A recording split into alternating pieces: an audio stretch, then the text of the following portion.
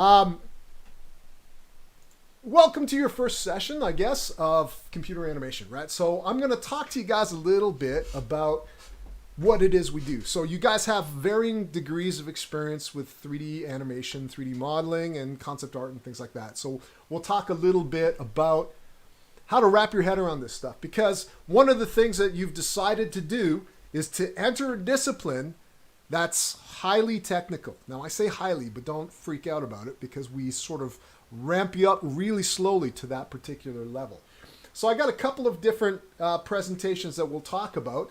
I've got actually two different PowerPoints, and I'm surprised to discover that I want to talk a little bit about both. But we'll start off with this digital artist tools and talent type of thing. Now, let me put it to you guys. Why choose computer animation over just regular animation, or digital art over, or just fine art and illustration? Why choose something that relies so heavily on the computer? Any thoughts? Um, I don't know that, but it was on the tip of my tongue. I forgot. Well, that's okay. That's all right. I can tell you mine straight off the bat is that one of the reasons why I chose animation was it over illustration was it allowed me to be a film director without having to organize a crew, right?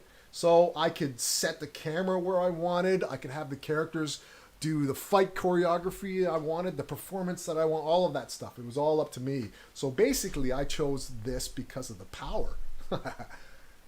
And I knew that I could be very, very exact about my vision, right?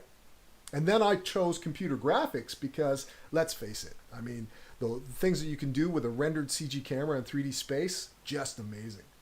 So for me, when I was in animation school, I was always known as the guy with the crazy camera moves. And I've always, always loved camera choreography with the action happening on screen, right? So, that was one big thing for me, and just a natural sort of thing for me. As well as the fact that for the first time in history, PCs have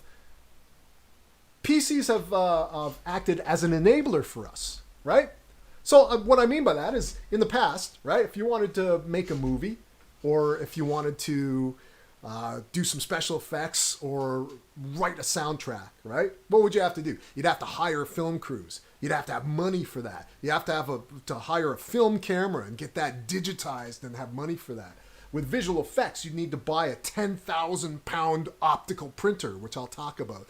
And then for music, you'd have to hire an entire orchestra to do a soundtrack.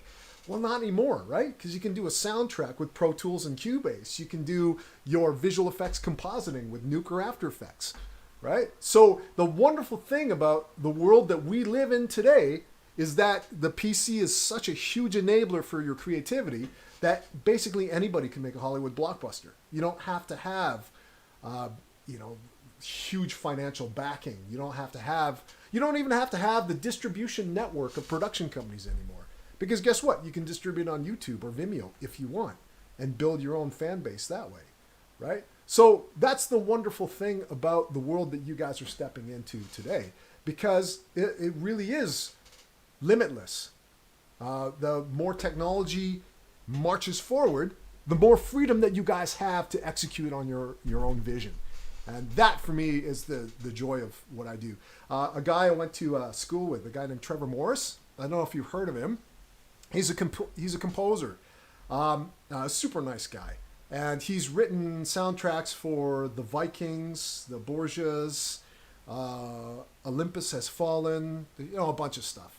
He's the Emmy Award winner, and when I was in school with him, we were both computer fanatics, right? We nerd out over technology, but he said the same thing. He's like, technology has allowed me to create these massive orchestrations for movies that I wouldn't have been able to do in my 20s, right? And I completely agree. So that's kind of part and parcel the lucky world that we've stepped into. Unfortunately, there is a cost with everything. And that cost is becoming very, very familiar with the technology. And like I said, I'll try to peel back the layers a bit at a time. Some of you guys might be super computer literate. That's cool. I consider myself very technically oriented, but then I've got holes in my knowledge. For example, setting up streamer mode inside of Discord. So there's always like some new technology that you utilize in your day-to-day creative lives that you might find, well, I don't know anything about that. So the most important quality to have as a digital artist is digital curiosity, right? So one of the things that I constantly tell everybody within earshot is I'm an early adopter, right? If there's new technology, if there's a new facial motion capture system, man, give it to me. I don't care how buggy it is. I'm going to try it out, right? If there's a new way of doing performance capture with markerless camera tracking, yeah, I'll try it. Give it to me, right? So I love tech, and I'm not afraid to dive into it. And I was not always this way, right? So technology always made me nervous because I was always afraid of breaking something, right? I was always afraid of doing it wrong. And I'll talk a little about this, because afraid of doing it wrong or wanting to learn the right way to do something is one of the biggest mental blocks that you guys will encounter. And I call it a mental block because it's unnecessary and unimportant. Because the way software is designed, there is always about a dozen different ways to do the same thing. And you will see that and you will learn that as we go on. So forge your own path. Don't be worried about doing things the right way or the wrong way. Facebook has this saying. Facebook's tech, their saying for their tech teams is move fast and break things. And I would say the same thing to you guys, right? Blue screen your computer, right? Just try stuff. Throw Bifrost at it, throw all kinds of simulations at it until the CPU can't handle it anymore. And then we'll discuss why it blue screened, and then we'll carry on, right? Because the most important thing is not that you didn't achieve your goal and that your computer blue screened. The goal is to get you so comfortable with technology and so comfortable with the limits of the GPU and the CPU that you're not afraid to push it right to the edge. Because guess what? The cream of the crop that rises in the Oscars and in the tech awards, the VES, are the guys who really, really make the technology do stuff it was never intended to do, right? And that's kind of the ethos that I want to put on you guys. The second most important thing I wanted to say is don't forget that you have multiple undos. You know, as a concept artist, even at Electronic Arts, I was sort of terrified of getting my painting correct, because we reach a certain point in our lives when we're kids, when we're painting with actual media, that when you make a mistake, it's hard to erase it, or it's hard to paint over it, or it's hard to, you're Tipp-Exing things out. And we get this idea that once we put pen or pencil or paintbrush to paper or canvas, we have to get it right straight off the bat, right? And you don't. So when I was working at Electronic Arts, I still had that. And then I was working with this concept artist named Aaron Kambitz. And he said, dude, you have 99 undos. I was like, oh, yeah? Yeah, well, yeah, of course. And he said, well, watch me paint. And he'll do a stroke, undo, stroke, undo, stroke, undo, stroke, undo, stroke, undo, stroke. Ah, that's the stroke. And then he'll go on, right? I'm like, holy cow. He's actually using the computer to help him create art. Because that's what the computer is designed to do, is to make your lives easier when you're trying to create your vision, right? So, it's obvious the computer has 99 undos, but until he made it make sense for me. I was like, oh yeah, I don't have to be afraid of screwing up. I make as many mistakes as I want. I can undo it. I got into the habit of saving multiple versions, and the whole world of experimentation opened up for me to allow me to try different things and experiment with different things. So that's what I encourage for you guys, right? Quite a few of you may have fear of technology. Let's try and get over that, right? Okay, any questions? All right, so I'm going to walk you through. This is a presentation that I put together for the tile yard. And I'm just going to walk through it because it talks about a few things that I think are really sort of important, right? By the way, all the artwork in here are pieces done by myself. I'll point out if it's somebody else's artwork, right? So these are some of my earlier character designs I did way back in the beginning, right? So before we get to it, I'm going to ask you guys a personal question, right? So, that question is this one or this one? Which one's better? And why? Which stream's a bit slow for me, but I can't understand. Oh, okay. Is the Twitch stream slow for you guys? Is there like massive lag that I'm unaware of? It's like 7 seconds out for me. Ah, man. Okay, I'm gonna have to factor that into my speaking then. Okay, I'll try and factor in the delay. Just loading. I don't know why. Oh, it's just loading. Terrible. Oh, okay. I think both of them cheating. Sorry? I think both of them are cheating. No, you can say both of them. I'll tell you what, guys, give me 1 sec. What I'm going to do is I'm going to try to... I'm going to do something risky. I'm going to try to multi-stream. Haha. So I'm going to try to stream here on Discord and on Twitch. If we have to switch just to Discord, I'm okay with just Discord because Twitch is only there to record a copy. It's partially to broadcast out to the public as well, but it's also there to capture it for posterity. But I mean, this is only the introductory class, so I have no qualms about just doing a screen share on Discord. How's the lag for you guys now? Well, I like it. Yeah. So if you guys are screen sharing via Discord, then you could probably turn off the Twitch stream. That's my theory. Because I think the Discord stream has a lower data rate than the Twitch stream. There's all kinds of stuff going on with Twitch. Well, Streamlabs OBS rather. I'm talking through my phone Yeah. and watching to my computer. Yeah. But I can't connect to the Discord chat on both at the same time. Yes. If I was to get to the computer, through the computer, it would disconnect from my phone, and then I wouldn't be able to talk. Yep. Got ya. Like, Got ya. But is the Twitch... I stream on your phone, you can just mute the audio and just listen through your phone. Yeah, you could do that. So if you kill the audio on the Twitch stream on your PC, you'll open up a bit more bandwidth. Yeah, audio is off. Audio is not for the beginning for me. Yeah, okay. Right. Okay, well, one of the things that we can do is, I don't mind if we lose you in audio. If you have any questions, you can just shoot it into the chat. But you'll also have this recorded so you can refer to it later as well if you need to. Oh, okay, cool. Yeah, does that work? It's a little bit of a hack around. I got to figure out how to optimize. Well, I got to go in there and optimize the bit rate for what I'm streaming. And Yeah, I'll just rejoin on my phone if I have a question. yeah, sounds good. Yeah, let's try that. Okay, so yeah, I'll address the last answer, both of them. Personally, that's my approach to things, right? I've always been that way, right? When people used to hit me up with the question, Mac or PC, I'd be like, you know what? I'm just going to struggle and save up for both.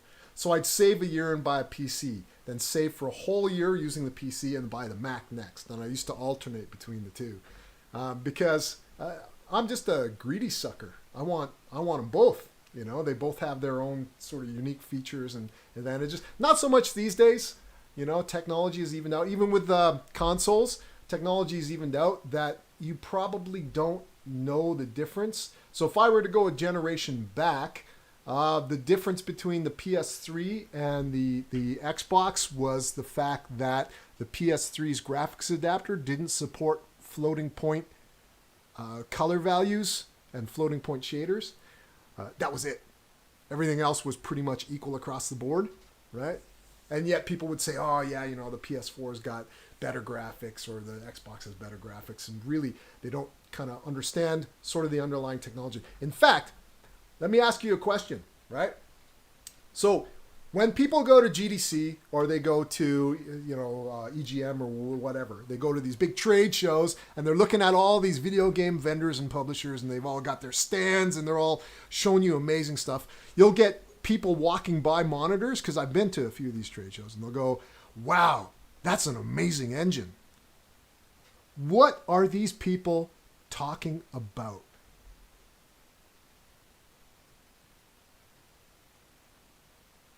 When you see something and you go, that's a great game engine, what are you talking about?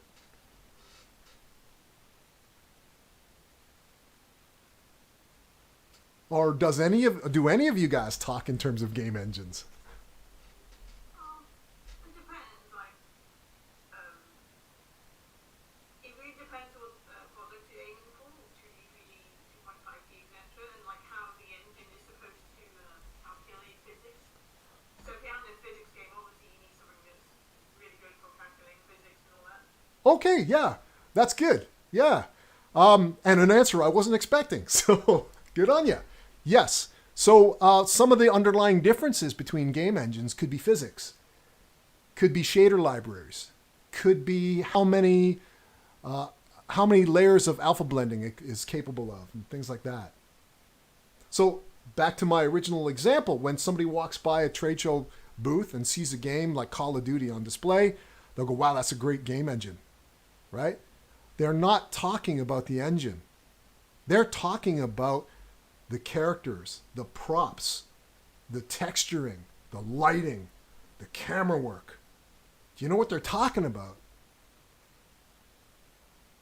They're talking about the art team. It's nothing to do with the engine. They're talking about the individual artists. They're talking about you when you get out there. Right? Because the engine doesn't matter. It really, truly doesn't. I could show you two renders, right? And I can say, which one of these was rendered in Mental Ray, which one was rendered in Arnold? You wouldn't be able to tell me, right? Same with Unity and Unreal. When you see a game demo, can you tell straight away whether it was done in Unity or it was done in Unreal? Maybe it was done in CryEngine. You'd have to look at it for a good few minutes before you could figure out what engine did it, right? Because you're not responding to the engine, you're responding to the digital artist. So that's kind of the point that I'm trying to drive at here, right? So for example, I've gone off on a tangent from the presentation. You'll get to know that this is a personality quirk of mine. Okay, so let's take a slightly different question, right? Which is better, The Last of Us? Last of Us, or The Last of Us? I'm missing an image. The Last of Us or The Walking Dead is supposed to be. Which one's better? The Last of Us or The Walking Dead? It's subjective. We'll talk about subjectivity because we're going to break it down. The Last of Us, yeah. My vote goes for The Last of Us, right? Difficult to compare this one now because we're talking about a video game versus a television series, right? Although they're in the same genre, sort of, right?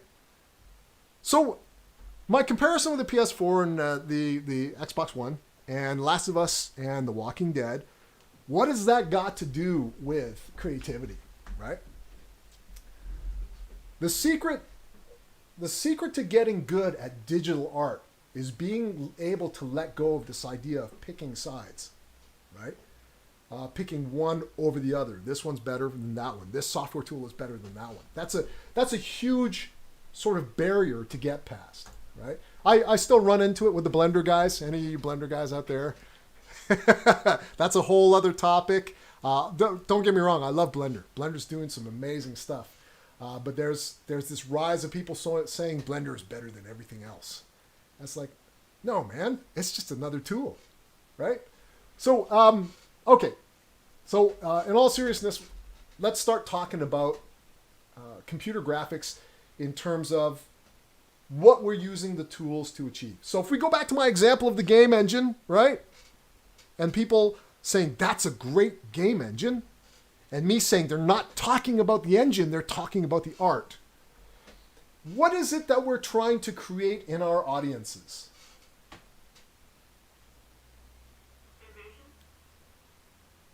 Immersion. Yeah. That used to be the big thing a few years back. Well, back when I was still in the industry, we'd always have these discussions about how to create deeper immersion in games. And then I remember being in one meeting, and so I kept my mouth shut because, you know, the higher ups were talking. But eventually I said, guys, what is immersion? Like, what is it about immersion that you guys want to capture? So I'll put that question to you. What does immersion mean? I wouldn't think it would be, because everyone thinks, oh, immersion equates to realism, but no, like sci-fi, you don't always have to have the equality to real life because gaming is escapism in one way. It's another form of entertainment and media. Yeah, but what creates that feeling of immersion? One sec. I just want to hold on to this idea of realism. We'll come back to that. But what creates that feeling of immersion?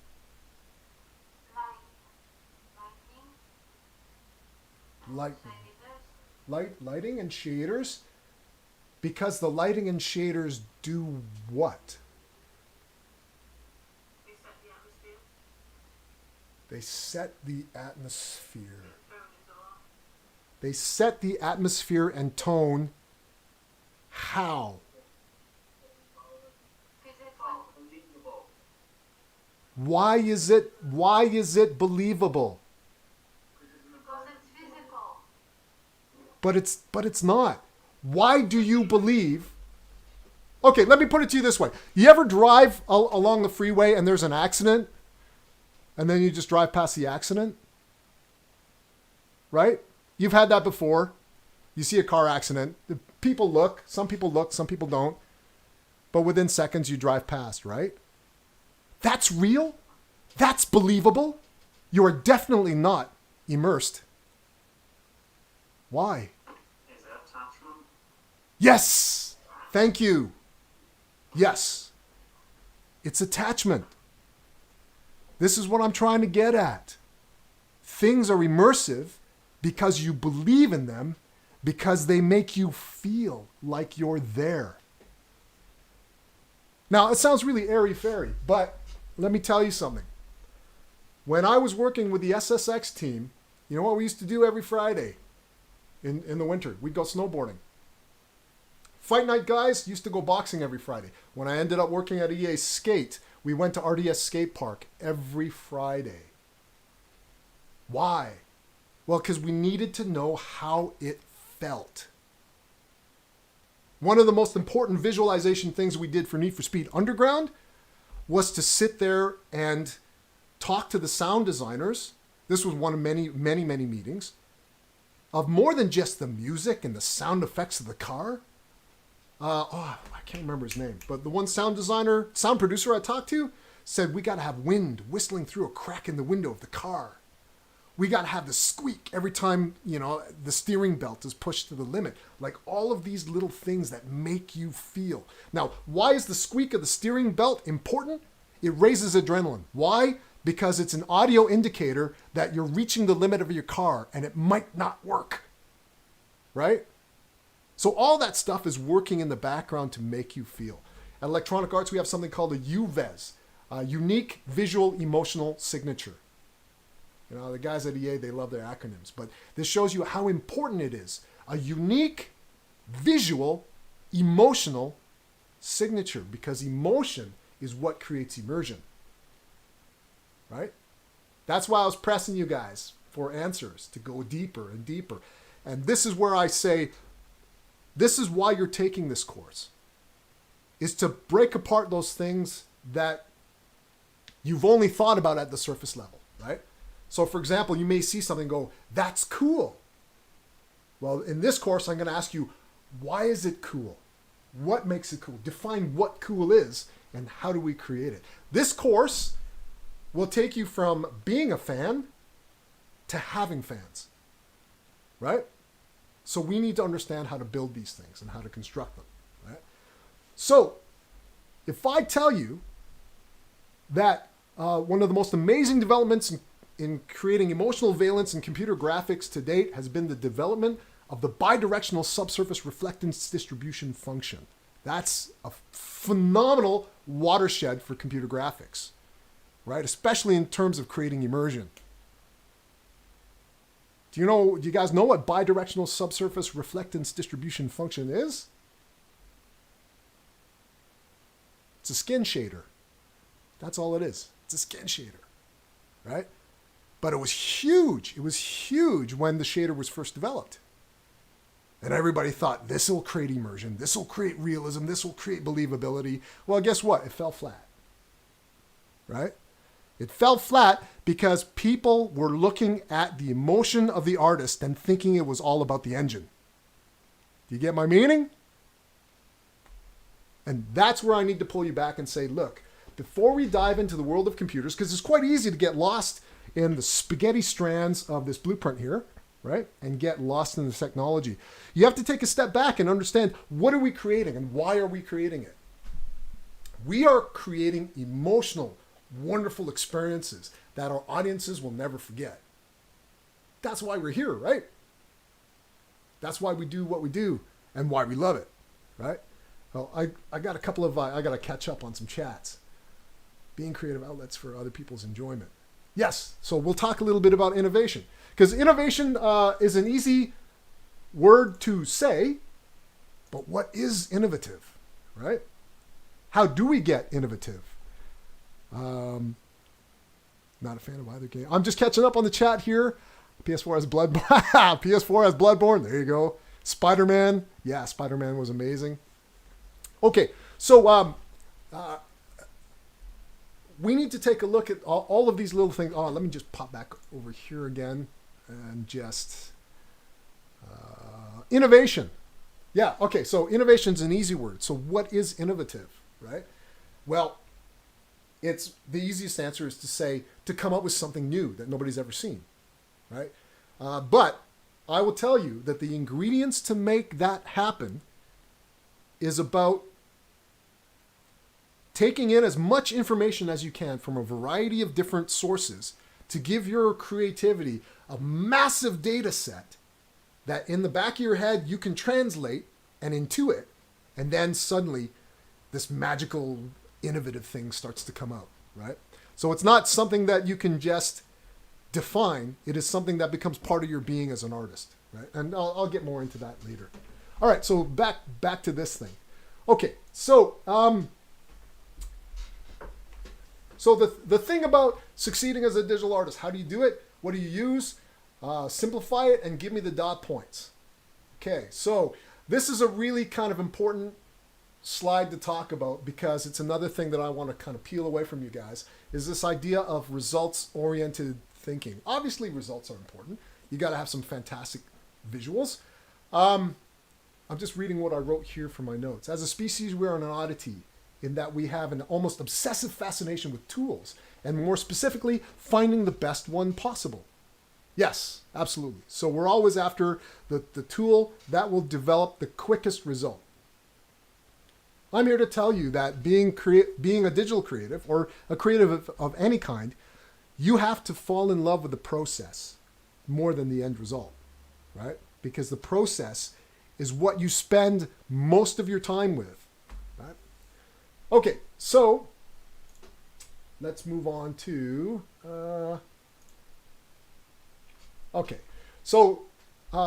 this is rampant in the computer graphics community with their ongoing partisan discussions. So, for example, you'll hear guys talk about Maya is better than Max, Houdini is better than Bifrost, amongst a plethora of other such equally confounding and polarizing topics, right?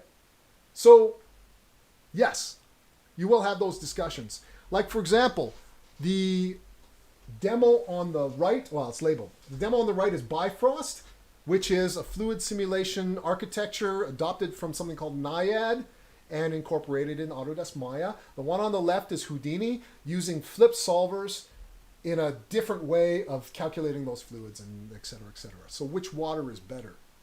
Well, who freaking cares? That's my answer, right?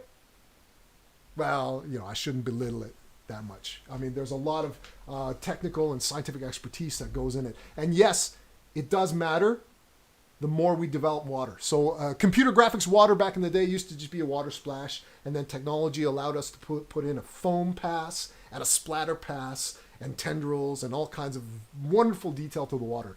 So water just looks 1,000 times more believable these days. But the point that I'm trying to make is that this obsession with tools will distract us from what we're actually trying to create, right?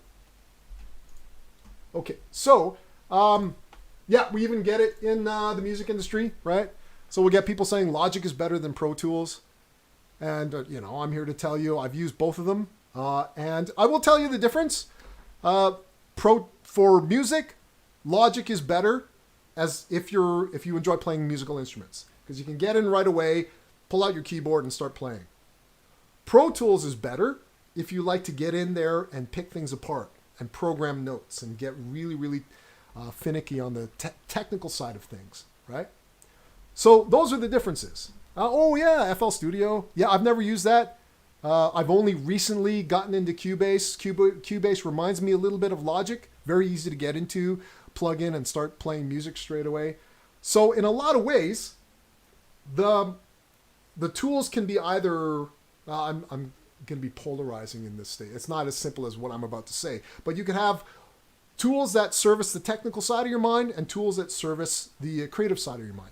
Now, this is why I love being a digital artist, because a digital artist, it's one of those few professions out there that allows you to use both your left and your right brain simultaneously. And that's what I love about it. But this brings up a really interesting point for me about what's missing in digital art, right? So how do we create that emotion? How do we create that sense of immersion and believability, right? It's really difficult because there is a disconnect between what we see in our heads and what we create on the computer screen. And what that disconnect is technology. Now I'll tell you why. How many of you guys who have done artwork in Photoshop or in Blender or whatever also do drawings and enjoy drawing in sketchbooks or sculpting with clay or just painting with paint? Any traditional artists out there? Yeah, cool. Yeah, there's a couple people that do both. I definitely do both, right? Let me ask you guys this one question. Do you feel more creative behind a pencil and paintbrush or more creative behind a mouse? Yes. Yeah, that should be the correct answer. Doesn't have to be. Digital art isn't tangible. That's the problem. Yes. Yes. Yes. What is it about that tangibility that we respond to? Well, I'll answer the question. The sensory input is very different. So with a mouse, the sensory input is the same, no matter whether you're painting or drawing or what have you. The sensory input when you're sculpting is the wire armature, the clay, the wood of the pedestal, all that kind of stuff, right? So yes, you're right. The fact that digital art isn't tangible is part of the problem. But I'll tell you, the one thing that really bothers me, and I've designed pipelines for art teams before, is that the reason why the pencil and the paintbrush feel more creative than anything digital is because it is a direct connection between your mind and the canvas. It's a direct connection. Once you put that pencil down, you don't lift it up until you're finished drawing, right? With a digital artist, you get that flash of an idea, you got to fire up the software, it's got to load up all the libraries, you got to set your preferences, you got to create your directory structure. You see what I mean? You could be working away on your piece of artwork and then you suddenly have to stop and save a version. Oh yeah, I haven't saved for a good half hour. Got to save a version. You've broken that connection. Then you dive back into the art. You're like, where was I? Where was I? And you're trying to plug back into what I call the fugue state. The designers, the industrial designers, they call it the flow. But it's the same kind of a thing. This uninterrupted creativity that can only be captured by that paintbrush or the pencil on paper, right? This is why, for me, the most important development in computer graphics is not the software, it's the Cintiq or the Wacom tablet. It's not about that what we can Yes. And if you are working on something on computer, it's always like idea in the ground and stuff. And you can work to make it look more complicated. Yes, yes, yes. It's a different thought process, which I will get to, right? But it's a very, very important point. There is a different process happening as a digital artist that is also valuable in terms of creating digital art. For me, when I design tools, I try to design them with uninterrupted thought in mind, so that once you start creating on the computer, you don't have to step back.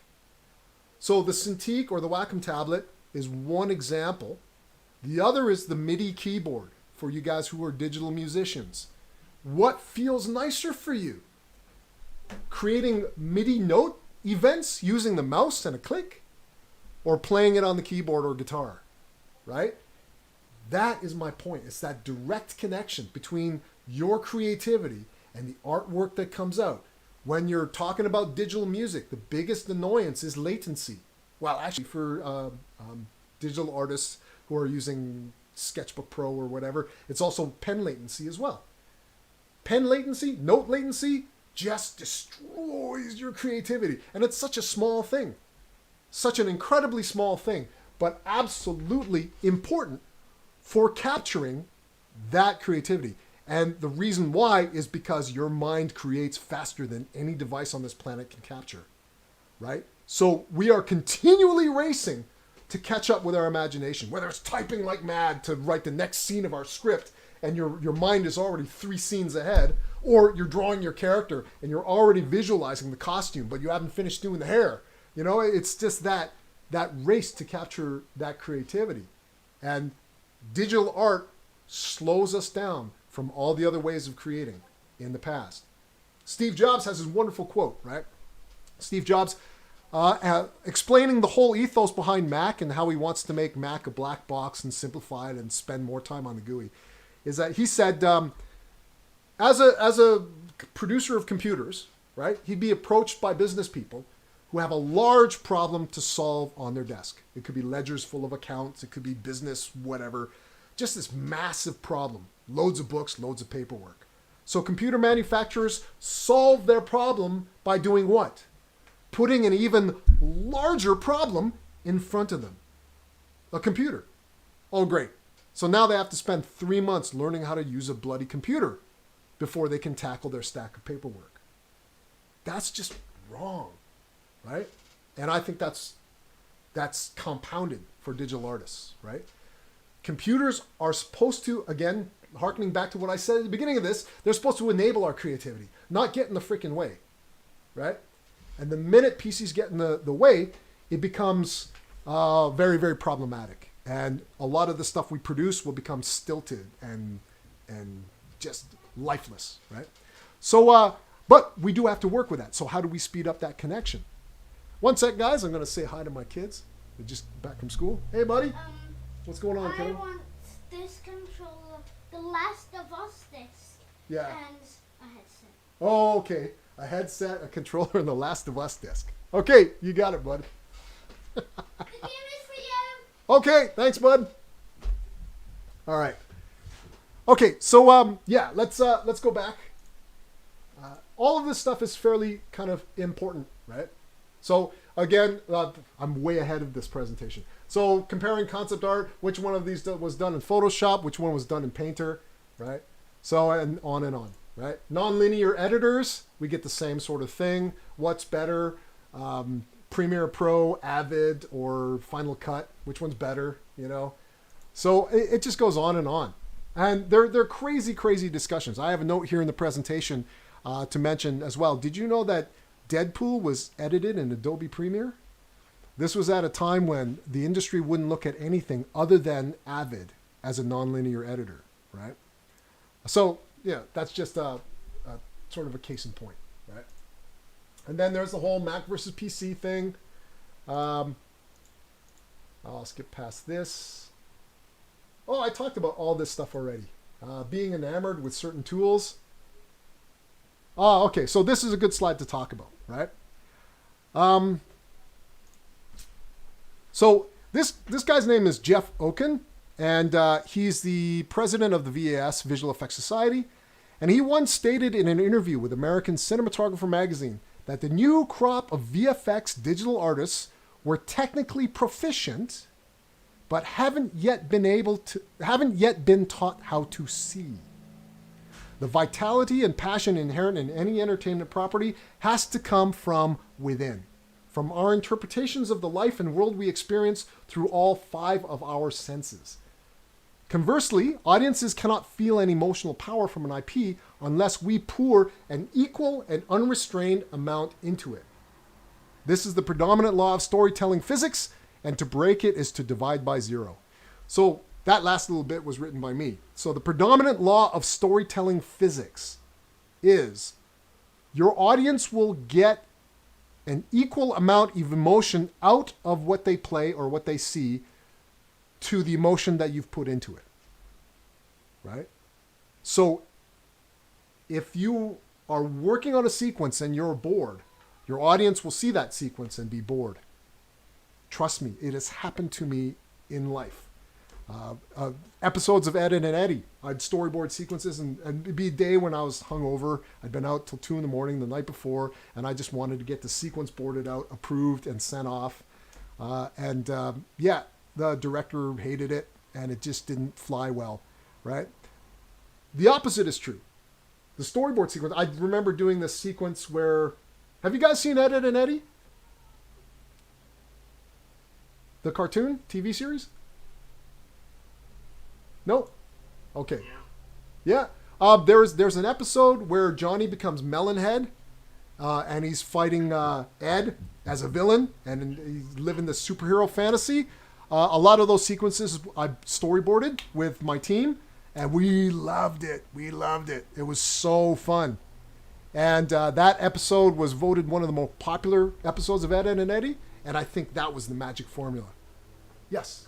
We've got, not just the Last of Us disc, the Spider-Man disc as well. I know. Cool. Right on. Sorry about that, guys. Yeah, so, hang on a sec. Let me shut my door. Okay, so I think you guys get the idea. So I'll sort of pop along here.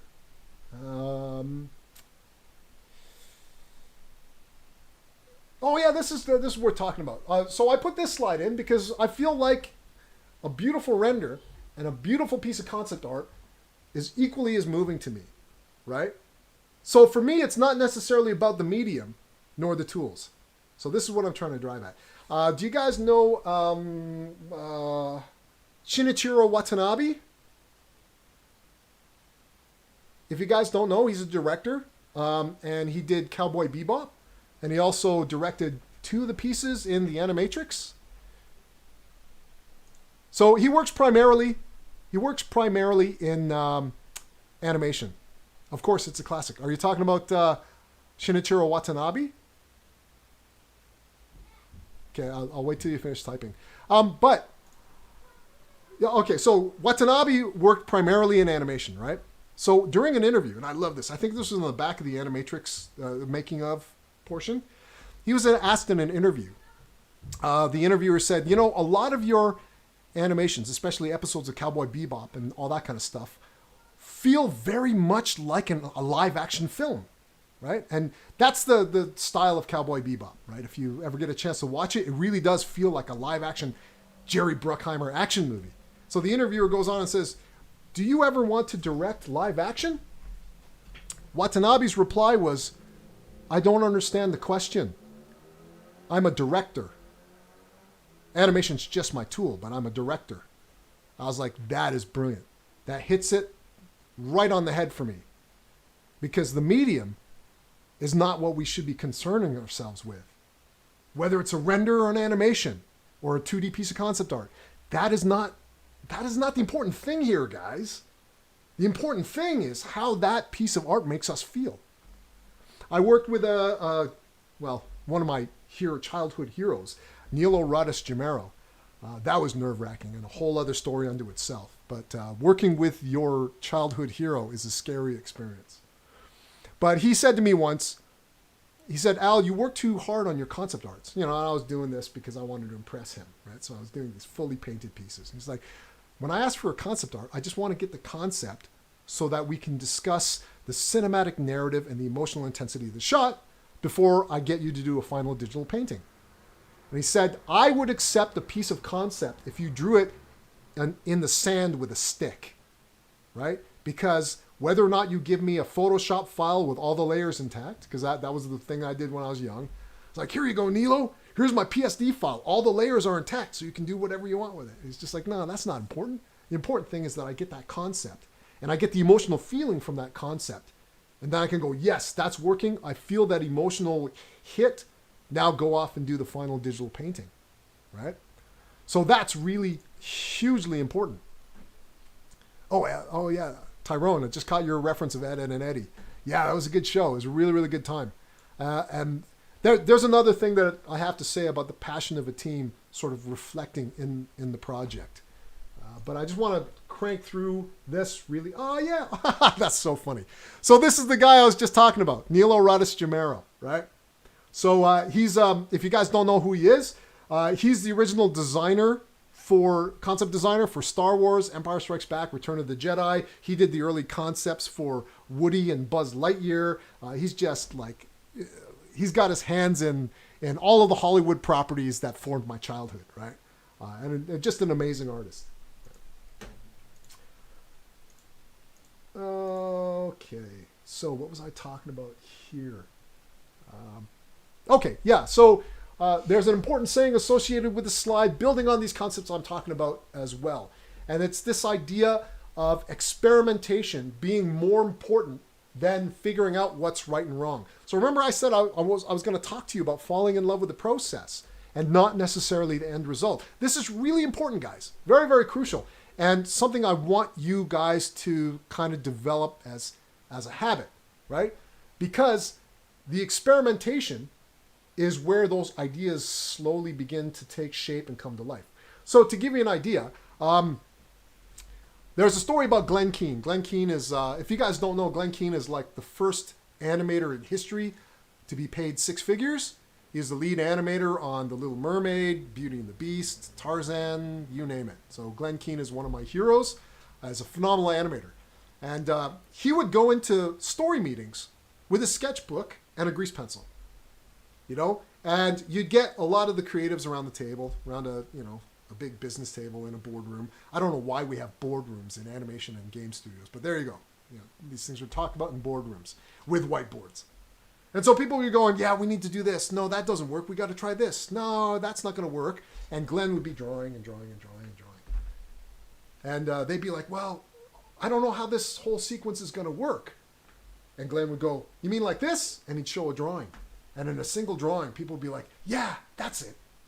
That's what we need to do, right? That's how much weight a concept drawing has. That's how much weight visualization has. So in the studio, again, working with Nilo, we came up with this saying, don't talk it up, mock it up. Now, this is important because 90% of you, through no fault of your own, just the way that we all grew up, is you will either talk up or talk down ideas. You'll talk about what worked in a movie, what didn't work in a movie, right? When you were shooting ideas back and forth, you'll say, I know, what if we have this one guy who teleports into the head of another guy, and then when he teleports out of the head, he lands somewhere on the highway. And you might go, no, that's not going to work. That's really stupid, right? Well, that's actually a movie. It's called On Being John Malkovich, right? Because when you talk through your ideas, you can talk yourself into and out of great ideas without even realizing you're doing it. Because talking is easy. As well, when you're talking in a room with a group of like-minded people and you bring up this idea of a sword-wielding maniac, right there, all of you, I guarantee you, are thinking of completely different things to what I'm thinking about and completely different things to each other, right? That is the danger of intellectualizing an idea. You cannot keep it in your head. You need to get it down on paper as fast as you can, right? So don't ever talk it up, mock it up. See an idea in action, no matter what form it takes, right? And then see if we feel anything from that visual. That's how you work, right? Okay, so I think I threw these up just to show that one of the things that I try to do as an artist. Oh yeah, okay, so going back to innovation again, right? So one of you guys brought up innovation. So how are you innovative? Well, you load up your mental visual arsenal with as many weapons as you can have. So I'll bet you some of you out there who are traditional artists have your favorite style. Oh, I just like drawing manga characters. Oh, I just like drawing Disney style, right? Well, much as you probably hate hearing this from me, I'm going to try and force you to break that style. It'll be the best thing that ever happens to you as an artist, right? So, case in point, my style when I graduated from animation school was Disney meets manga, kind of. And that's still my preferred style. But I don't call it my style anymore. I call it my preferred style. When I went to work on Ed, Edd and Eddy, it is completely the opposite of anything I like to draw. Completely the opposite.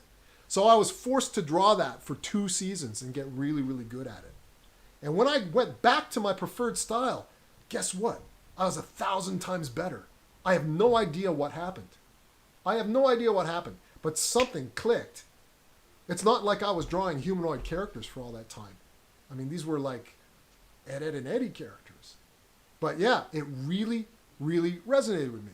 So this is an example in this slide of the various different styles that I can do. And it opened my eyes. I started to experiment with as many styles that I can get my hands on. Because when I go to my favorite or my default way of drawing or visualizing, I've picked up something and I've become that much better, right? That's how you innovate. You fill yourself with as many visual weapons as you can. And then you have more tools to draw upon when you're stuck for creativity, right? Well, I won't talk about, oh yeah, you know what, I'm just going to bomb through this because I want to see where this gets.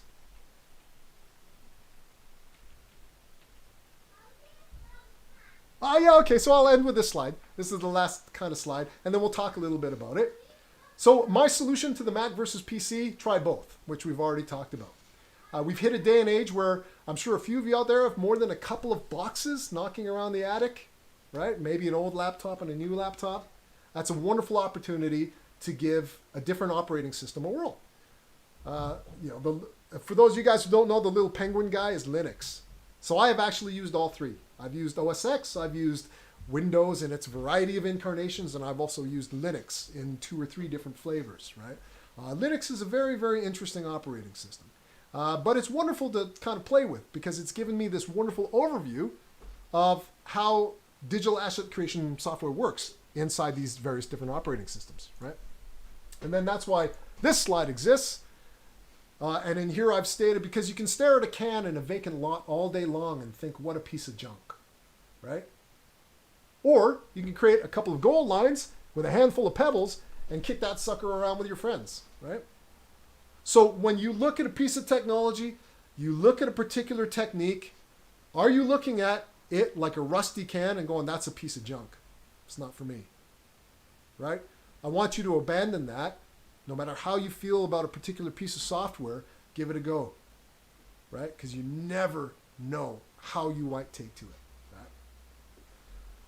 So I won't bother with the other presentations talking to you guys about the layer structure and the node structure. I might just walk you guys through it, right? But this was the most important first presentation for me because it is all about how do you tackle digital creativity? How do you maximize the creativity that, for your vision in your head, and how do you bring that stuff to life, right? It's that process of experimentation. It's that openness to sort of move quickly and break things, right? And then try something over and over and over again. Try different techniques, things that you don't think would work. So for example, Amelie. I don't know if you guys seen the movie Amelie, but Amelie really, really worked because it drew upon fairy tale storytelling in a very sort of serious context with cartoon-based color correction and digital intermediate, right? So all of these 3 things that don't seem to kind of go together suddenly made a really magical movie, right? If you think about it, Tim Burton does this kind of stuff all the time. Edward Scissorhands? Like, think about that as a concept. It's pretty out there.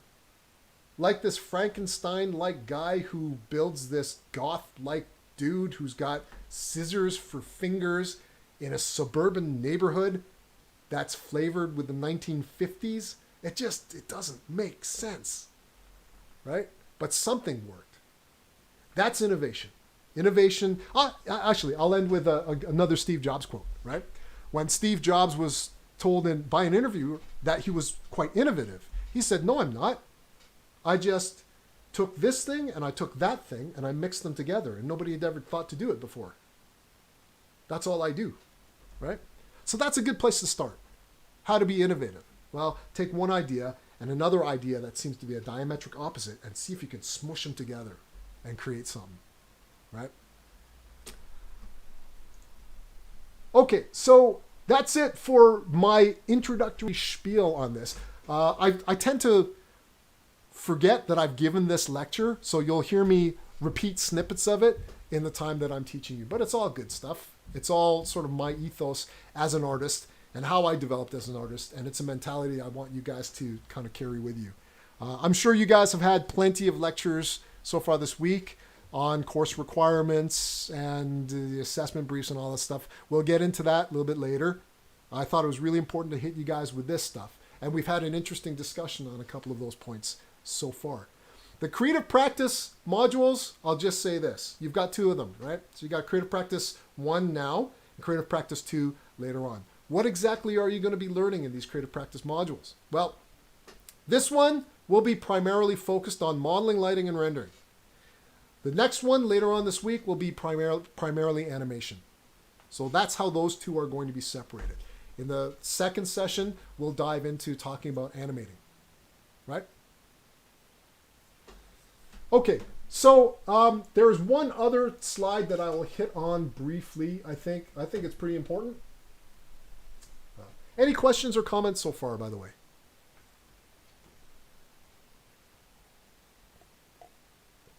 Okay, so I think Tyrone's dropped a comment. Drawing from references. So Tyrone's written, "I had 2 light bulb moments when I was drawing from references from styles I didn't even bother trying before. Just randomly out of the blue, I managed to do something I couldn't even imagine before. But the funny thing is that I only realized it happening when I was doing digital art." Yes.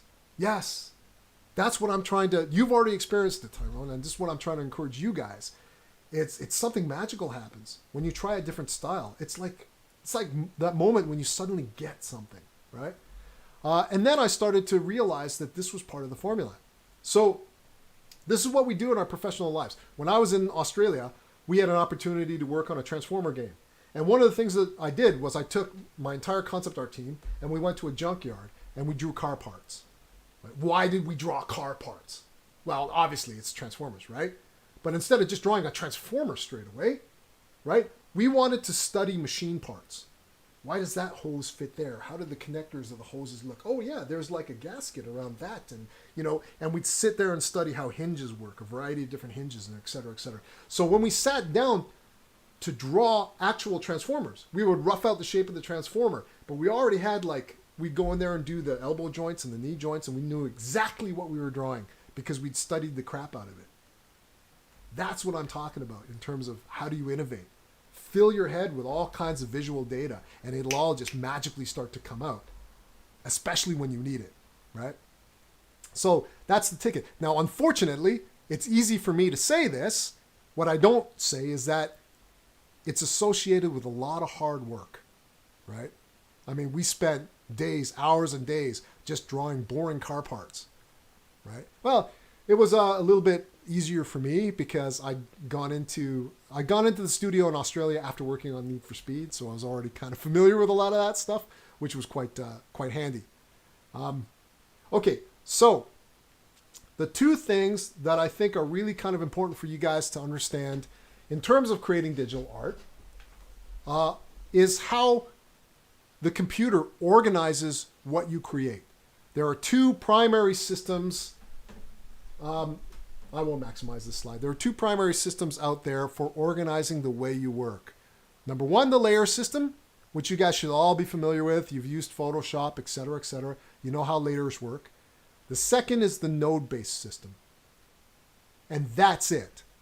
Those are the only two ways you end up working in any kind of digital software out there. There's no other way of working, right?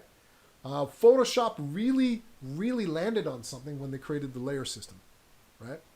So you'll see a lot of software out there. Inside of Maya, you've got animation layers. Inside of Blender, you've got layers, and ZBrush has got layers as well. So that layer methodology of working is in a lot of software out there, right? So if you know how to keep track of your layers, and if you know what layer you're on at what time when you're drawing or painting, then you're a little bit of a step ahead. The node-based system is kind of like, the layer-based system is kind of like high school. The node-based system is kind of like college. So the node-based system is a little bit superior, and it's another way of working. So you'll see blueprints in Unreal Engine. You'll see what I've got up there is Nuke, which is a node-based compositor. Maya's got a node editor inside of it, and et cetera, et cetera. So nodes are a little bit superior to layers in the fact that each node is encapsulated data, right? And that doesn't mean anything to you now, but when I show you the capabilities of what you can do with node-based stuff, you'll be like, wow, you can do that?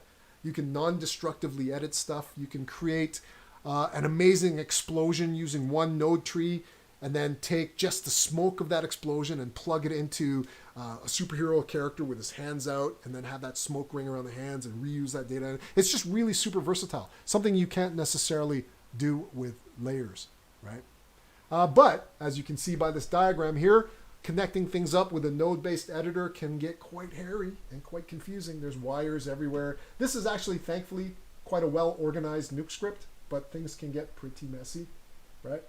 So the difference between the two kind of mentalities would be similar to this, right? So layer-based artists are like this, like animators. They know what piece of paper they're putting on top of what, which ones are rough, which ones are cleanup, which ones are color. The node-based system is more like a patch bay, where it is more akin to, again, digital musicians, where you know data is coming out of one, following the white cable going into here, and then other things are coming out the yellow cable and going into here, and that kind of a thing. So two different mentalities. We'll try to become very familiar with both ways of working, right? That's at the heart of what I believe you need to understand and get ready for before you start diving into creating traditional artwork with pencil and paper to starting to work inside of a computer, right?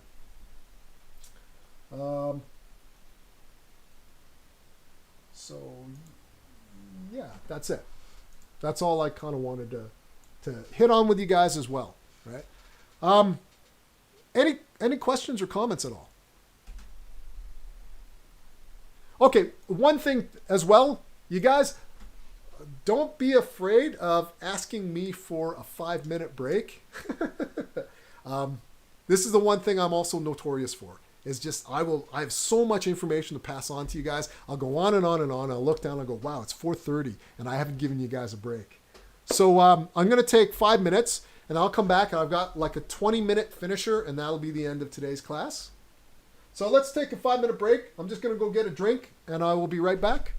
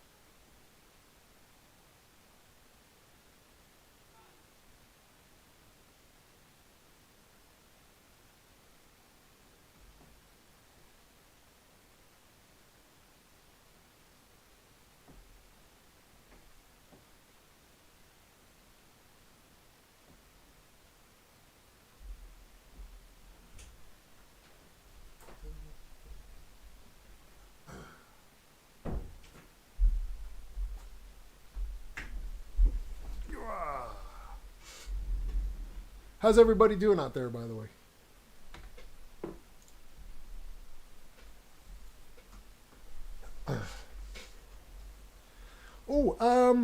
Yeah, there's a question about technology. So tablets. Will you need a tablet? Oh, you know what? I apologize for this because I saw the discussion on Discord and forgot to respond. You don't need a tablet per se, right? A tablet is helpful, but I'll talk to you guys about that. So with a lot of concept art and things like that, right? You can do stuff with pencil and paper traditionally, like in a sketchbook, and you don't need to scan it or anything, right? You can just take a digital photo with your phone and what have you and submit that, right? It's one way we used to send roughs back and forth to each other for approval. So you just need a really good sketch pad, a good set of pencils. One sec.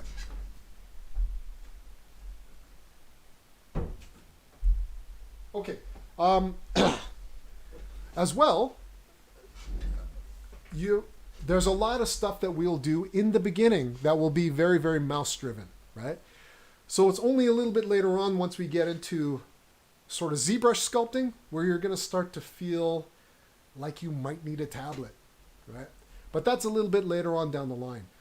And no deadline or no assignment deliverable I give you will be reliant on technology at all, right? So oftentimes I'll give you an example. Last year when coronavirus hit and we had to go kind of move online relatively quickly, not everybody had the software, right? So a couple of my students had iPads.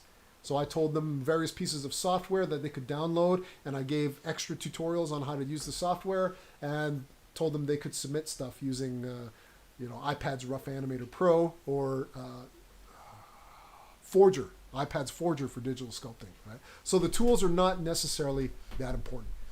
Now, for those of you who are looking for tablets but don't necessarily or can't necessarily afford Wacom or Cintiq because they're pretty priced premiumly, my experience with the iPad Pro has been really good, right? And so if you buy like a secondhand iPad Pro, you can probably get one for a couple of $100 with an Apple Pencil.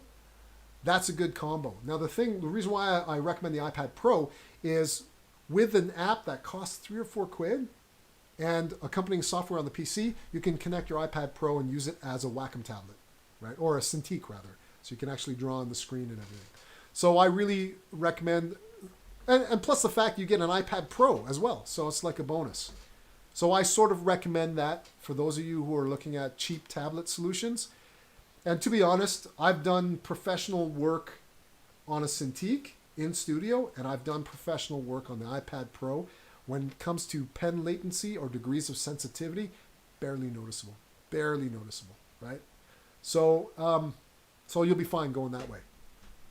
Any questions about that at all?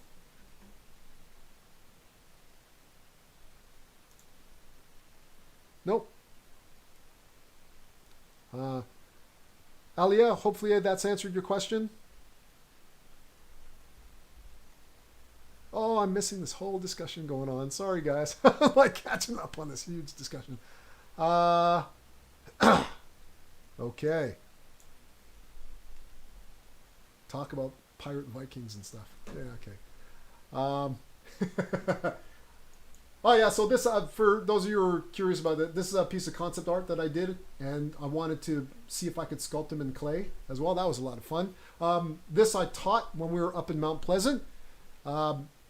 Unfortunately, I don't teach traditional clay sculpting anymore. We go right into ZBrush. So, but don't worry, all the techniques are the same, and I'll talk a little bit about it. Yeah, Kex is awesome, by the way. I see the discussion going on. Kex has got good deals on stuff. Hey, that's pretty good. For drawing with a mouse, that's pretty good. I like that. Really well done. Nice work. Yeah, so drawing and animating with a mouse is like drawing and animating with a brick. It just sort of stinks. So we'll talk about solutions on how to get the best creativity out of you with the limited tools that you have, right? So we got like 20 minutes left. So here's where I wanted to kind of, I was hoping I'd have an hour left so we can go over some videos. But I'm going to throw one up and I'll talk a little bit about it. Oh, you finished that piece of concept art that I sent. Yeah, I've been meaning to get F-Track up and running so that you could put your rough designs on F-Track so I can do drawovers and talk a little bit about that. It's really cool stuff. One of the things that I see that's a danger, but we'll talk about that during visual studies class, is silhouette-based drawing, right? So I'll talk a bit about the dangers of it. But nice work, really solid work, man. Solid line work as well. Oh, nice. Nice colored piece as well. Really well done. Okay, so that's cool. I want to save that for discussion later. All right, so, okay. Now, what I'm going to do is I'm going to pop over to, I should have it queued up. We're going to take a look at a film trailer. Unfortunately, I haven't posted this up, but that's okay. We will talk about it. Yeah, I'll post this in our reference links later. It's open in another Explorer window, but I'm being lazy and just going in here again. So we're going to take a look at The Last of Us 2 trailer, right? So have you guys seen this? You guys have, I'm assuming most of you guys have seen this. Personally, I haven't. Okay, cool. Now you don't have to be a Last of Us fan for me to talk you through this, okay? Obviously, I am a Last of Us fan, and the reason why is because storytelling and narrative in games has been elusive for a long time. And the problem used to be attributed to linear storytelling, or cinematic cutscenes suck, right? Well, for me, Last of Us proved that linear storytelling can work in a game, and it's not because the cutscenes that storytelling in video games suck. I mean, it's not perfect, not by any stretch of the term, but I think The Last of Us got very, very close to incorporating cinematics and gameplay in a way that kept the two disciplines separate, but we still had an enjoyable entertainment experience. Right? We're not going to solve the cinematics in game or narrative in game dilemma now. People have been tackling it for 20 years, and it's a long discussion. So let's just take a look at this trailer.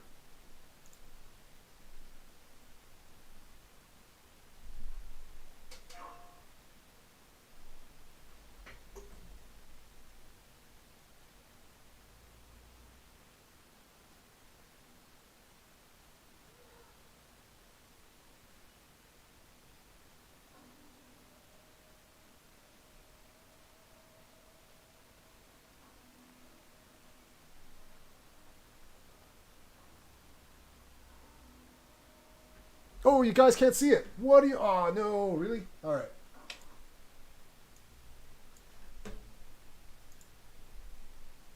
Oh. No, that doesn't look like... The thumbnail doesn't look like it's it. But maybe it is. It's fine on Twitch.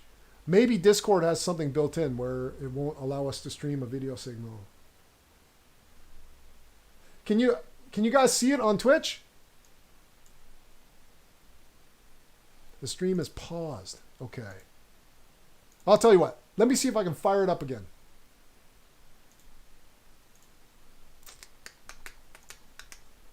Yeah, okay, I see. Let me see if I can fire up the screen sharing again. Yeah, okay. This seems to be... Let's see. Can you guys see that now? There we go. Perfect.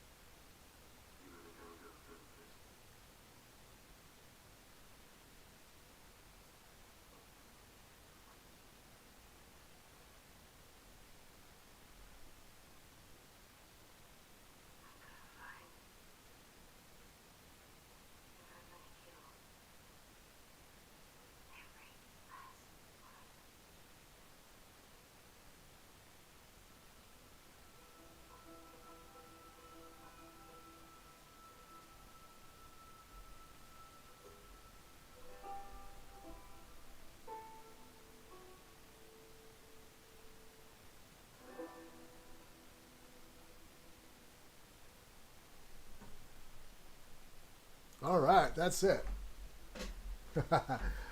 Not my style. Okay, yeah, no, that's cool. Totally understand. One of the comments that I think is really sort of important to address. Oops, Discord crashed. Hopefully you guys can still hear me. No, I'm not kind of directing this at anybody. It's just this idea of understanding what it is that we're trying to do in this course, right? So, about the hype over these games, it's not about understanding the hype around these games. Well, no, let me backpedal. We need to understand the hype around these games to be able to create that for our own, right? What we want to try to do is figure out what about this, not that what about this did or did not resonate with you. My question is, why did this resonate with so many people? Any ideas? Yeah, it was anticlimactic. It was anticlimactic for a lot of people. It's understandable, and we'll talk a little bit about that as well. Oh, question about recording Discord sessions. This is why I'm Twitch streaming. So if you hit up my Twitch stream afterwards, you'll be able to see this video in its entirety, right? This is why I'm suffering through speaking on Discord, but also recording on Twitch as well. I hope my Twitch stream should still be going. Yeah, it is. I'm not getting any frame drop issues or anything, so it seems to be okay.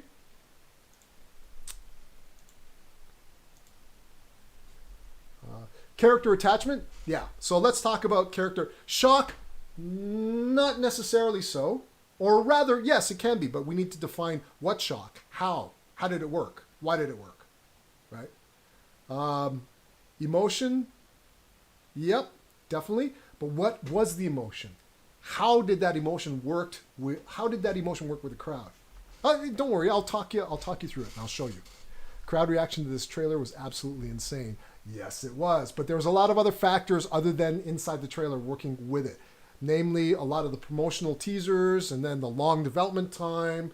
And then people were incredibly familiar with the first one and et cetera, et cetera.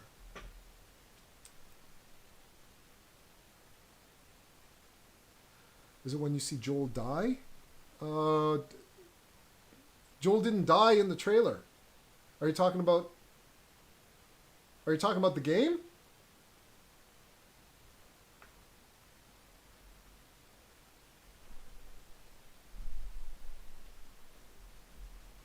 I'm talking specifically about the trailer and what's working in the trailer and what's not working in the trailer. So I'm waiting for you guys to type a response. In the meantime, I'll leave you with this question. What happened in the trailer? What happened?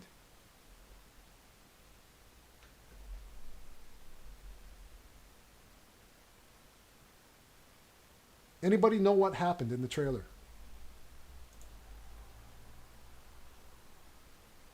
Because she was being emotionally vulnerable, is what Tyler put. Yes, I will come back to this.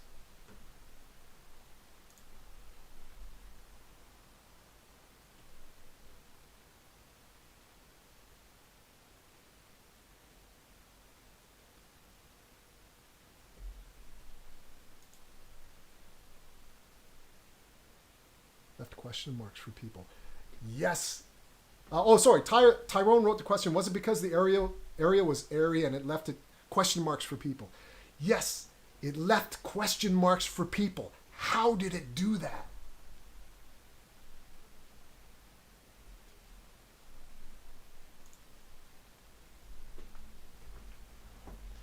The connection between the music and the emotion of the character, which created a certain feeling for the player. Yes, absolutely. Now, the reason why it created a certain feeling is not luck, not by chance, right? So I'll give you an example. I'm not too sure, but it seems like she's angry at someone. Not sure who or why, though. Yes, and we'll talk a little bit about that. The vague, we're going to kill them. Who is them? Why is she so determined? Her face, her eyes. Yes, we will discuss that, right? So there's a lot of stuff going on here. Now, what I was going to say about the connection of the music and the emotion, right? It wasn't an arbitrary decision for the creators to go, let's just have her play guitar, right? That'll be cool. That will connect with people. Guitar music always nice, sad, Johnny Cash style, guitar music that'll resonate with people. No, it's not. It was not about that at all. Rim lighting enhancing the seriousness of the scene. Yes. But why choose rim lighting? Why put it? No, so this is good. It's wonderful that I guess Ikret. I'm not sure. I think that I'm not sure who that is, but the rim lighting. Yes. But let me tell you something about rim lighting, guys. Rim lighting does not exist in the real world. It is impossible. Well, not impossible. It can happen under certain conditions. So why is rim lighting so effective, and why is it being used in particular areas? Trailer is quite intriguing. It made the watcher want to know more, aka buying the game and playing. Let's forget about the commercial aspect of this. So I'll tell you why I want you to forget about the commercial aspect of this, right? Something I want to kind of mention to you guys. Walking through, and I think they aim to come from a viewer's perspective. Oh yes, Tyrone's coming closer. The scenic route through the village resembled a person walking through, and I think they aimed to come from a viewer's perspective. Yes, partially. And after this, I will walk you guys through it and explain to you guys what you will be learning on this course. But why I want to get away from the marketing side of things is that, as a segue, Electronic Arts has this reputation of being this big corporate monster that goes and smashes indie houses, buys them up, shuts them down, and all EA cares about is money. Yeah, to a certain degree, that's true. But I got to tell you, in all God's honesty, as part of an art team, all we ever gave a crap about was creating an amazing experience and great games. None of us working on the team in lead positions ever thought about the profit. Never. Not once. We were just like, oh, we got to make this emotional, gripping experience, right? And so we were fully engaged as artists. Right? There's very little difference between me and the art team at these other studios. And the LucasArts guys were the same way. Very little difference between being in the studio or being in a class with your classmates. We all cared about the same stuff. We were all fans of the same stuff. We all wanted to make the most amazing experiences, right? So that message is really bolded out. Sole reveal of the aftermath. One small thing at a time. Yes. Okay, so that harkens back to my original question, what happened? So there is an aftermath, right? When did the aftermath take place? Yesterday? Weeks ago? 20 years ago?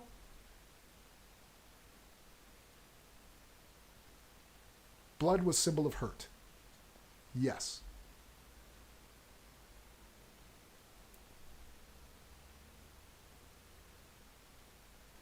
Anybody who, maybe a little bit more of a fan of film and cinematic language, noticed any little techniques? Yes. Recently. It seems fresh. Her emotions are very young. You're bang on the money, right? So the killing happened just seconds ago. Yes, she was bleeding, so that's the obvious clue, right? Okay. I know a bunch of you guys are still typing, but I want to walk you guys through this, right? Okay, so how do we create a sense of cool? How do we create a sense of storytelling, a sense of connection emotionally, right? This is just a shot of a bunch of trees in the forest. Not really.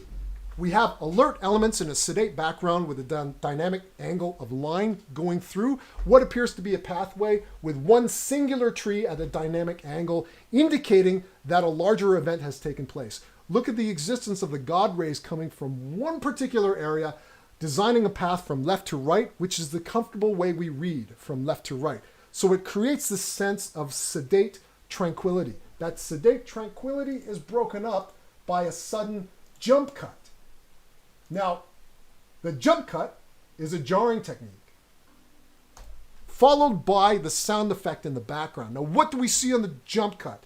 We see a tree trunk with slash marks on it. Those slash marks indicate that something that traveled through here on its sedate path may have knocked this over and slashed this tree.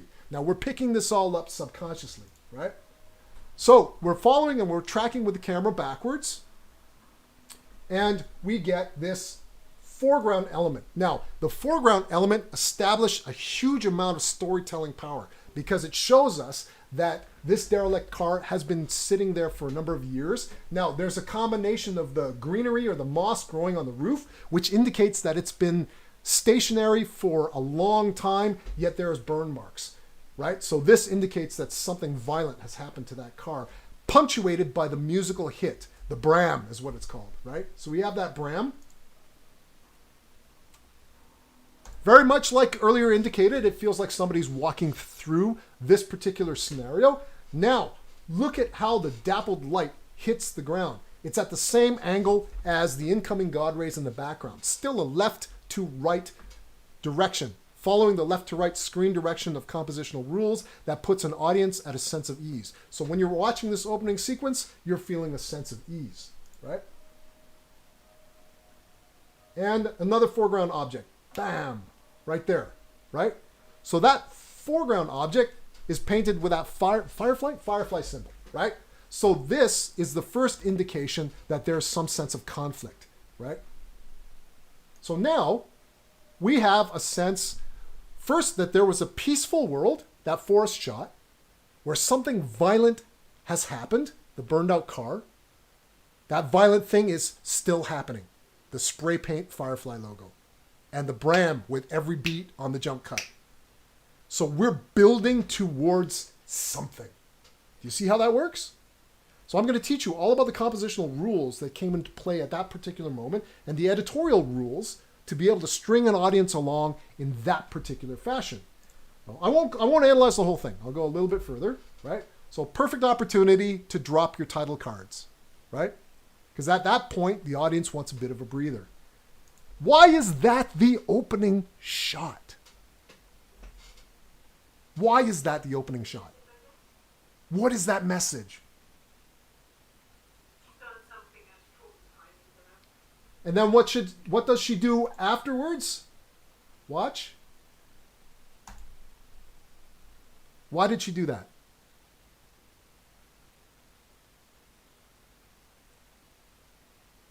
To show anger? I don't think so. Clenches to steady herself. Clenches to steady herself. So fear and anxiety and finding strength to calm yourself down. Yes, what have I done? What just happened? Yes. To relax, yes. Now, here is the magic of why this trailer is one of my favorites and why it won loads of awards, right? Because think about the contrast of the opening, right? These two poses tell us the theme. What is the theme? The theme is courage under fear. Right? Which is, oh no, it's like the theme of 90% of Jungian type mythology out there and games and stuff like that. But powerfully represented. Powerfully represented. Trauma and hate, the hate isn't there yet. The hate isn't there yet. Because, and I'll tell you the reason why. Would you clench your fist out of anger and hate before you play guitar? Well, maybe, if you're playing punk. So this is why I'm saying, yes, trauma is correct, but it's bravery.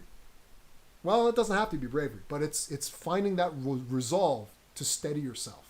She's still trembling with adrenaline, yes. It doesn't necessarily have to be fear. So that's a wonderful secondary interpretation. Could be adrenaline, right? And she's trying to calm herself down. So yes, the discussion's going on in the right direction, right? So look at the power of the storytelling, though. Look at the textures on her fingers. This is the first sign of blood, right? But we've got that blood texture under her fingernails. That is a powerful icon. Why is that a powerful icon? Because we all know about fighting tooth and nail, right? So we know that she's clawed her way through whatever just happened, right? So it really kind of sells us in this moment that she's calming herself down, right?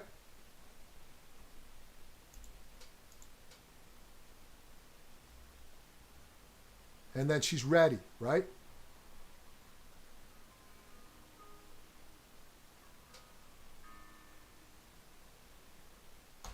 The guitar is out of tune.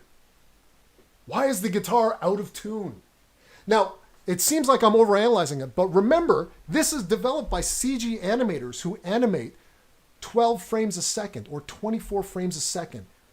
So any movement that they have to animate, if it's not justified by the story, is a waste of time, waste of money, waste of energy, waste of effort. An animator probably spent half a day getting the guitar tuning to look right, approved by an animation director. So why put it in? Why put it in?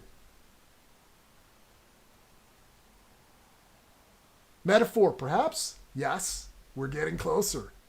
No. You don't have to know the story. This trailer worked on a lot of people who hadn't played the first game. Yes, the guitar is a metaphor to her. She's out of tune, and she's trying to find her balance, which is reflected in her final statement in the trailer, right? Out of tune, discord happened. Yes, now we're thinking in the right direction, right? Retune to harmony. That's why she says, I'm going to find and I'm going to kill every last one of them. That's her tuning. That's how she finds harmony, right?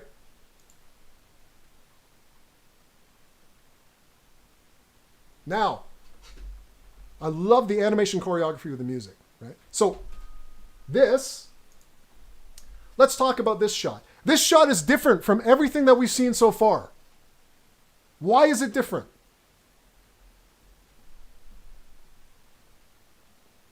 Why is this shot different from everything we've seen till now?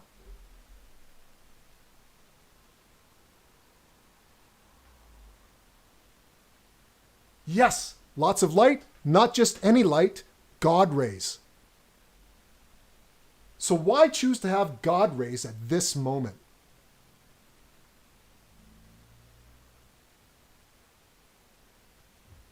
To give her hope.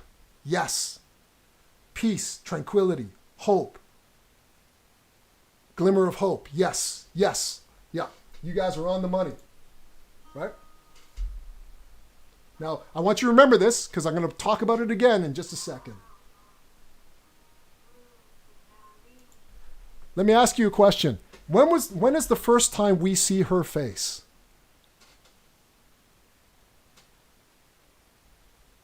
I'll leave that with you, and we'll just keep going, right? Nope, we don't see your face here.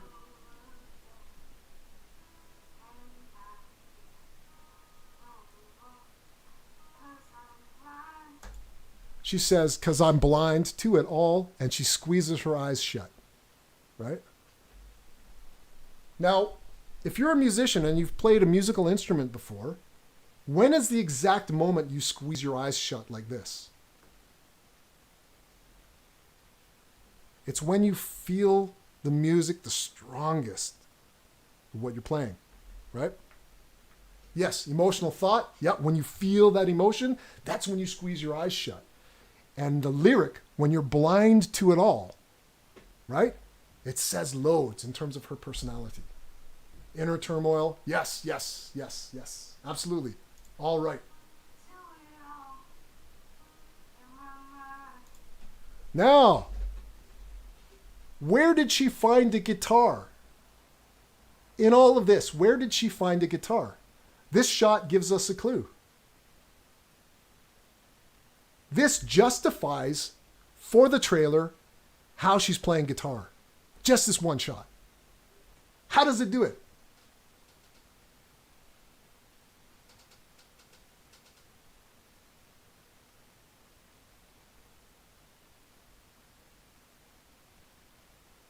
Yep, the bedroom. Stereos on the pictures on the bed. Whose bedroom is it? Parents? Old folks? Posters on the wall, yeah. There are lots of indications that this person who used to occupy the room, yes, a teen's room, maybe, yes. And music posters on the wall, stereo in the distance. By using those visual set, it could be your old room, could be, it's possible. But that stereo in the distance is not put there arbitrarily. It's there to send a message on a subconscious level that we all picked up as an audience. She's also dead center perspective, 1-point perspective shot with all of the elements pointing directly at her. And then she's also carved out from the background with a kick light or a rim light that cuts around the left side of her, separating her from the background, right?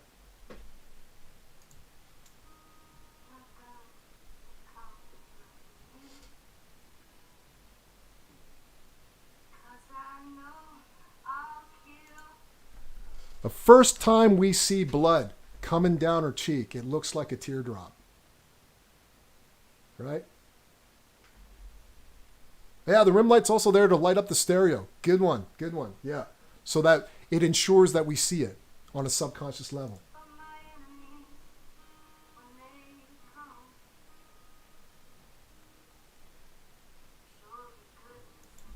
What can we say about this shot?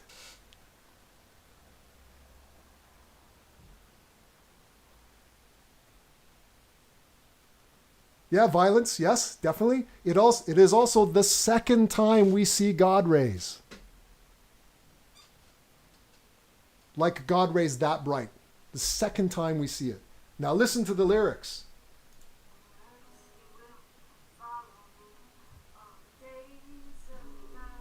I'll back it up so that you can hear the words.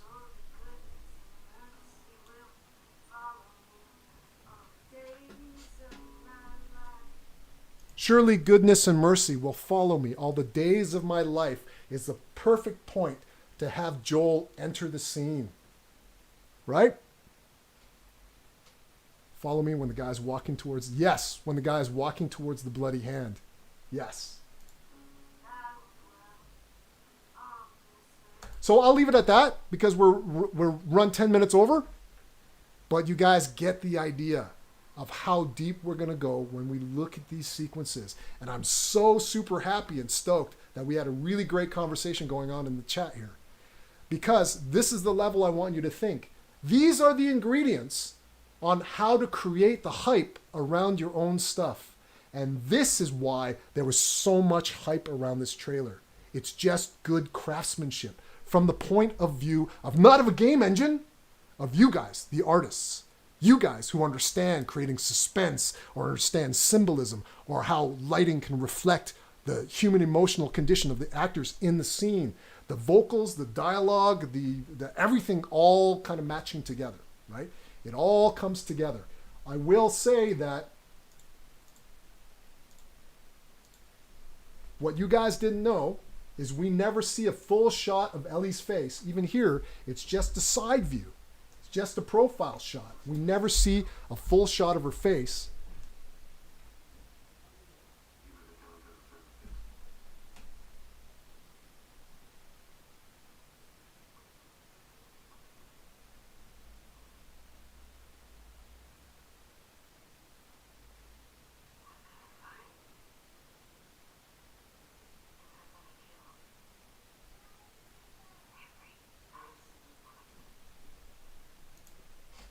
That is the first time we see a full shot of her face. Isn't that brilliant? They saved it for that particular moment for the full character reveal. And that's why people went, ah, when they saw her face. Not because they recognized the character, not because they knew the history of the story, but because the trailer built towards that reveal. Notice her eye, yeah, every last one of them to represent the game name. Yes, absolutely. So she turns her head on the word last. That's done deliberately. Yeah, it was a great build-up. Now, notice the eye direction change because an animator made this call, right? So she's thinking about what she's going to do. But when she looks at Joel, she's made her decision. Do you see that? Do you see how powerful all of those ingredients are as they come together? That is masterful craftsmanship when it comes to creating a trailer.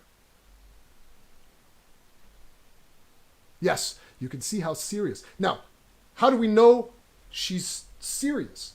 Well, because of the brow crease on what's called the glabella over here around the zygomatic process. So that's the anatomical way of approaching it from an animator's point of view. There's also the actor's point of view that says, I need to make a decision before I shift my eye direction. So she makes that decision. So when she makes that decision, we know she's serious. Right? So do you follow? These are the a glimmer in the eyes. Yeah, straight posture. By the way, little hint about the eyes.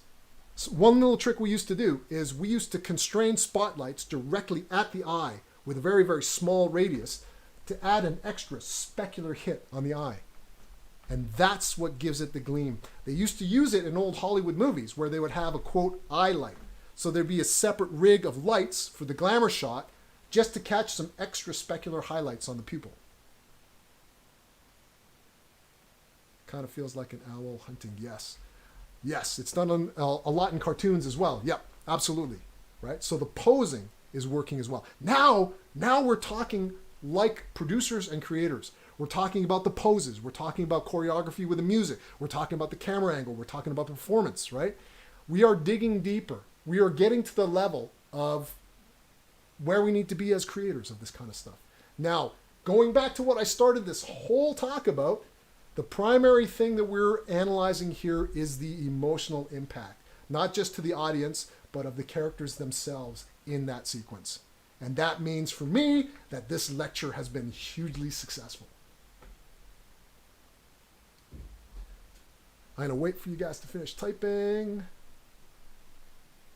Yes, yeah. If this makes you feel like you want to write down everything you like about a game and a film trailer, really do it, right? Big lesson that I learned. Oh, actually, here's a little tip. People used to ask me, aren't movies ruined for me because I know how to do this stuff? Or visual effects in games, isn't that ruined for me because, I've been behind the steering wheel on this sort of... No, because when I go to a movie theater, I always watch... a movie that I like, I'll watch twice. The first time, I will check my professional brain in at the door and just go in as an audience and try to enjoy it.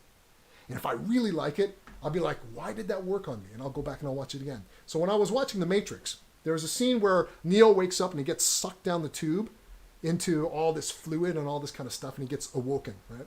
And I thought, wow, they really made that feel claustrophobic. How did they do that? So I went and watched it again, and I paid careful attention to the sequence. And there was one shot. It lasted seriously 8 frames, guys. You'd blink, you would miss it. But it's a close-up of a hand on the side of the plexiglass tube going, right? I could not believe they stuck that shot in there, but it helped that feeling of claustrophobia and helplessness, right? So it's these little ingredients that you pick up on second viewing when you go in and say, you know what, I'm going to watch that again and I'm going to analyze the crap out of it, right? And you learn so much by doing that. Guilty of rewatching movie or show I like over and over again. Yeah, absolutely. Don't feel guilty. I do it all the time, right? And you analyze it and try to pick up those techniques that you find the most fascinating. You'll be surprised at what you discover between the frames that editors, animators, or directors have snuck past you that you missed in the first viewing. Yeah, it makes you want her to get revenge through all the emotions, even though you don't know what the story is, right? Yes, those of you who've done video editing, you know exactly what I'm talking about. You find those magic little moments, right? Being able to analyze that, it'll ruin it for you because you notice all the little bits.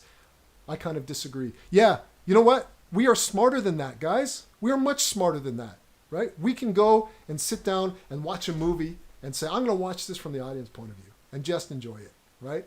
In fact, I mean, nothing ruins it for me. I've been doing this for I don't know how many decades because I freaking love it, right?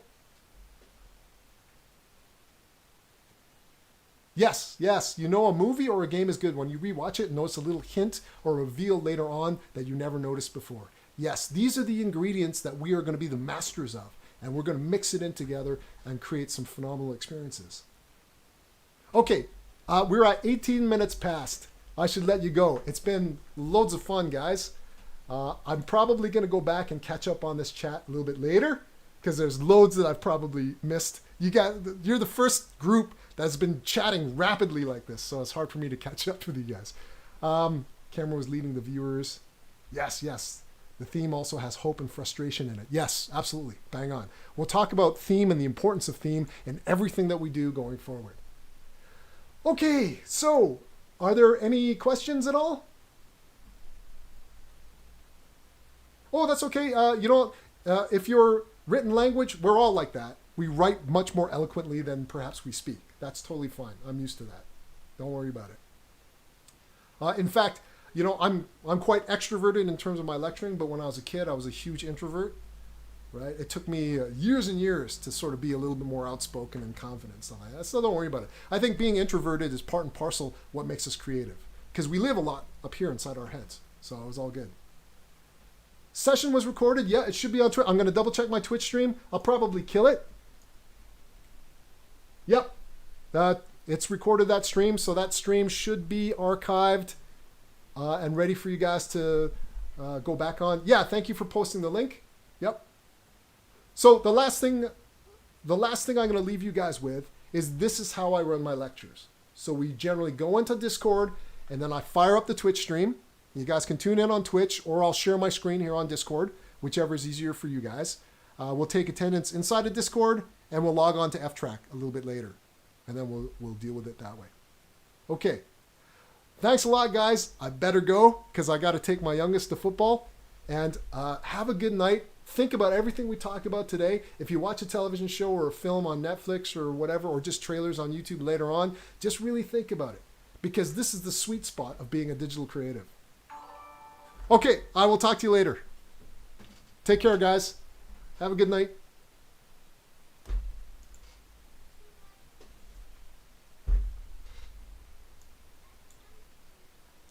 Yes, I'm done.